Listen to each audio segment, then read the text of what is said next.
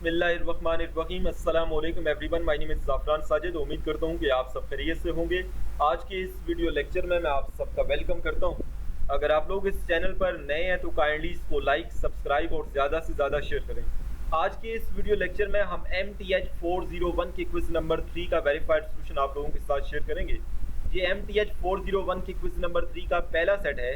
इसके बाद मज़ीद 10 सेट्स का वेरीफाइड सोल्यूशन मैंने आप लोगों के साथ शेयर करना है। तो टोटल ये 11 सेट्स होंगे जो कि क्विज नंबर 3 के रिमेनिंग सेट्स को सॉल्व करने के लिए आपको काफ़ी हेल्प आउट करेंगे। और साथ साथ MTH 401 का जो फाइनल पेपर होगा उसमें भी ये 11 सेट्स आपको काफ़ी हेल्प आउट करेंगे। ओके स्टूडेंट, स्टार्ट करते हैं। सबसे पहले यहाँ बेसिक इंस्ट्रक्शंस हैं, आप काइंडली इनको एक नज़र देख लें ताकि आपके नंबर डिडक्ट ना हो। मैं क्वेश्चन नंबर 1 पे मूव करता हूँ। This is question number 1। यहाँ पर डेट भी मेंशन्ड है और टाइम भी मेंशन्ड है, आप देख सकते हैं। Bessel functions of index half and dash integer are called spherical Bessel functions. इसमें दो ऑप्शन है और ऑप्शन ए जो है दिस इज करेक्ट ऑप्शन।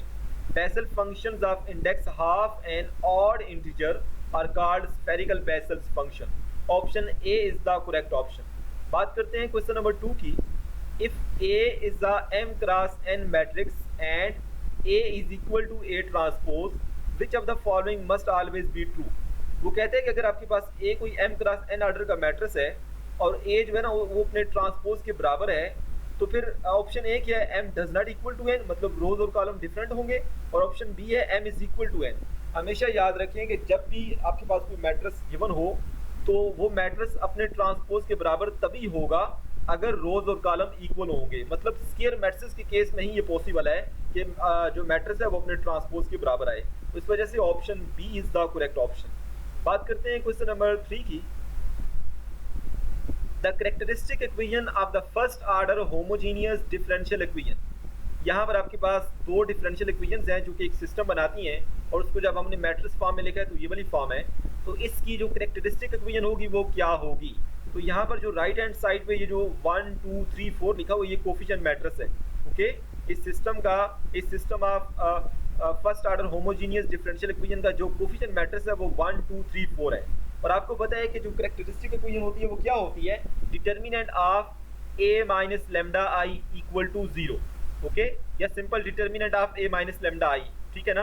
तो यहाँ पर आपके पास जो कैरेक्टरिस्टिक इक्वेशन है स्टूडेंट वो हमारे पास क्या बनती है, determinant of a minus lambda I is equal to, यहाँ पर एज मैट्रिक्स आपने लिखना है, उसके बाद लेमडा आपके पास आइगन वैल्यू होगी, एक स्केलर है, और आई आपके पास 2 क्रॉस 2 ऑर्डर का ही एक आइडेंटिटी मैट्रिक्स होगा। तो आपके पास a माइनस लेमडा इंटू 1001 करें, दोनों मैट्रिक्स को आप सब्ट्रैक्ट करें तो ये वाली फॉर्म बनती है 1 माइनस लेमडा। सिंपल आपने ये याद रखना है कि जो डायगोनल के ऊपर एलिमेंट्स होंगे ना स्टूडेंट, आपने उसमें से लेमडा को सब्ट्रैक्ट करना है, ठीक है ना। तो 1 माइनस लेमडा, 4 माइनस लेमडा और बाकी दोनों जो आपके पास कोफिशिएंट मैट्रिक्स के एलिमेंट्स हैं 3 और 2, उसको आपने वैसे ही लिख दिया है। तो option B is the correct option. बात करते हैं क्वेश्चन नंबर 4 की। The multiplicative identity of a 3 cross 3 matrix is.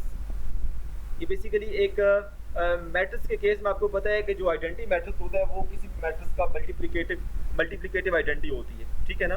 तो यहाँ पर आपके पास ये जो ऑप्शन ए है ये करेक्ट ऑप्शन है। ये आपके पास एक 3 क्रॉस 3 ऑर्डर का आइडेंटिटी मैट्रिक्स है। इस तरह से नंबर्स के केस में किसी भी नंबर को अगर आप 1 के साथ मल्टीप्लाई करें तो वही नंबर आता है। जैसे 7 मल्टीप्लाई 1 करें तो 7 आता है, 10 मल्टीप्लाई 1 करें तो 10 आता है। तो ये आपके पास जो 1 है ये एक मल्टीप्लिकेटिव आइडेंटिटी है, ठीक है ना। और मैट्रिक्स के केस में जो आइडेंटिटी मैट्रिक्स होता है वो बेसिकली मल्टीप्लिकेटिव आइडेंटिटी होती है। तो वो 3 क्रॉस 3 ऑर्डर के मैट्रिक्स की बात कर रहा था कि ये 3 क्रॉस 3 ऑर्डर का जो मैट्रिक्स है उसकी मल्टीप्लिकेटिव आइडेंटिटी क्या होगी। तो उस केस में आपके पास ये जो ऑप्शन ए है जिसमें 3 क्रॉस 3 ऑर्डर का आइडेंटिटी मैट्रिक्स है यही करेक्ट ऑप्शन है। होप सो कि आपको इस क्वेश्चन की अंडरस्टैंडिंग होगी है। मूव करते हैं क्वेश्चन नंबर 5 पर। The matrix A is equal to 1 1 0 minus 1 has an eigenvalue of multiplicity. आपने स्टूडेंट इस मैट्रिक्स की आइगन वैल्यूज को फाइंड करना है। कैसे फाइंड करेंगे, by using the characteristic equation determinant of a minus lambda I equal to 0 वाली equation को यूज करके आपने ये मैट्रिक्स ए इसको मैट्रिक्स को आप a मैट्रिक्स कह दें और लेमडा को आप आइडेंटिटी मैट्रिक्स से मल्टीप्लाई करें तो a minus lambda I matrix लिखें सबसे पहले, उसके बाद उसका आप डिटर्मिनेंट लिखें। तो यहाँ से आपके पास 2 लेमडा की वैल्यूज आएंगी, मतलब इसकी आइगन वैल्यूज 2 आएंगी, लेमडा इज इक्वल टू 1 और lambda is equal to -1। 2 different eigenvalues हैं।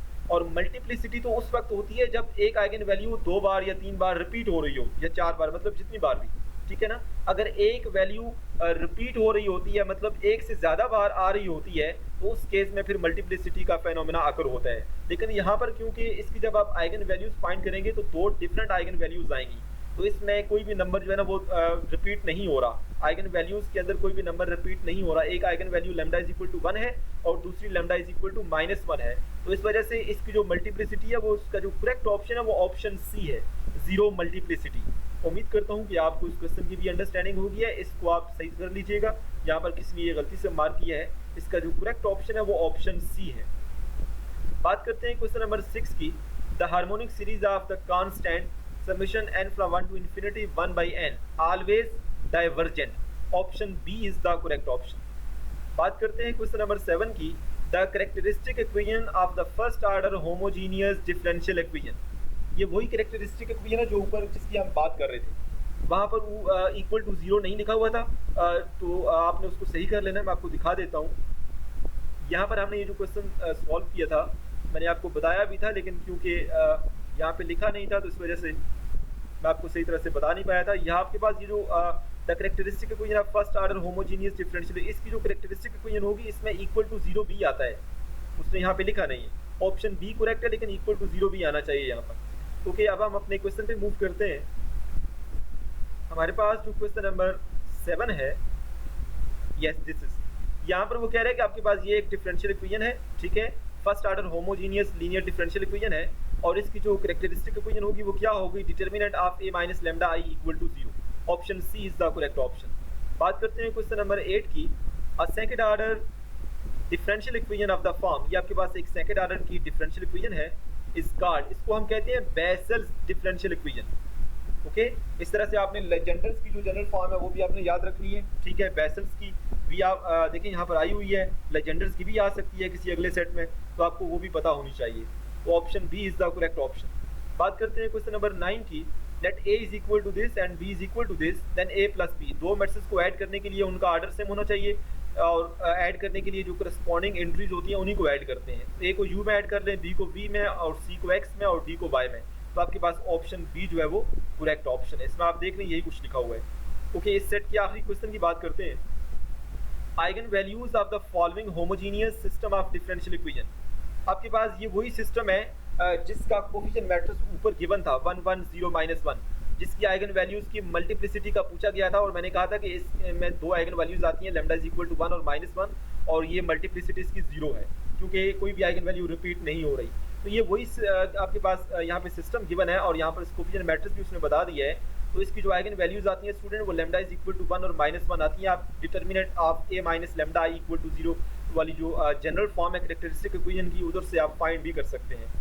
उम्मीद करता हूँ कि आज का ये जो वीडियो लेक्चर है इसकी आपको अंडरस्टैंडिंग होगी है।